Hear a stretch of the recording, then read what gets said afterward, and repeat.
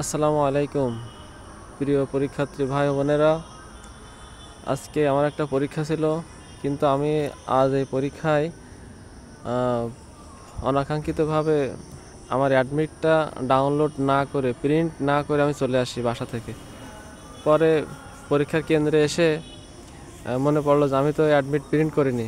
তারপরে সব জায়গায় আমি খুঁজি যে কোনো দোকান আছে কি না, কিন্তু কোথাও কোনো দোকান আমি পাই না।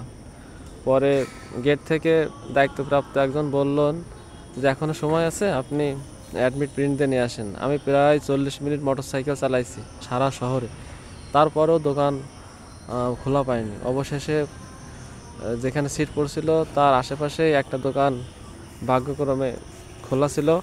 সেখান থেকে আমি অ্যাডমিটটা ডাউনলোড দিয়ে পরীক্ষা কেন্দ্রে আসি। এই যে এত পরিমাণে দুশ্চিন্তায় পড়ে গেছিলাম, এত উত্তেজিত।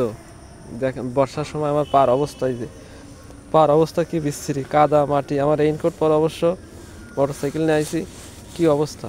এরকম ঘটনা কোনোদিনও ঘটেনি। তাই সকল পরীক্ষার্থীরা পরীক্ষা দেওয়ার আগেই অ্যাডমিটটা আপনারা মনে করে ডাউনলোড দিয়ে কাছে রাখবেন এবং সেটা সাথে করে নিয়ে যাবেন।